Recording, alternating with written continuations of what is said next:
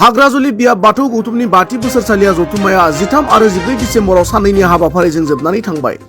सनितपुर जिल्लानि सिङाव थानाय हुग्राजुलि हालाम सालखर' खावब्ला सेन्टारनि हाग्राजुलि बिया बाथौ गौतुमनि लांगोनायाव जानाय 5थि बोसोरसालिया जथुम्मानि जोबथा साननि गेवलां मेलनि हाबाफारियाव दुलाराय बाथौ गौतुमनि गाहाय नेहाथारि गणेश दैमारिया गाहाय आलासि महरै बाहागो लायो। लोगोसेनो बिथाङा बे हाबाफारिनि गेजेरजों ओरैबायदि बुङो।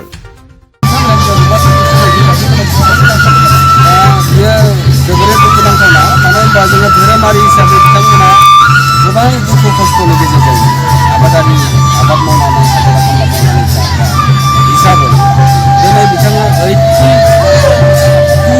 बांसिन गामिफोरा दिनै बाथौ धोरोमजों आरो बाथौ धोरोमनि आसार खान्थि बायदि बिथांमोना दङ आरो बेबायदियै बिथांमोना गोदोनिफ्रायनो संसार जाबोदों। थिग बेबायदि दिनै लामानि बाथ्रा बे लामाफोराथ' बहुद गाज्रि लामा गाज्रि मोजां फरायसालि गैया आरो जोंनि गभर्नमेन्ट फरायसालि गैया बेवहाय जोङो गोबां बोराय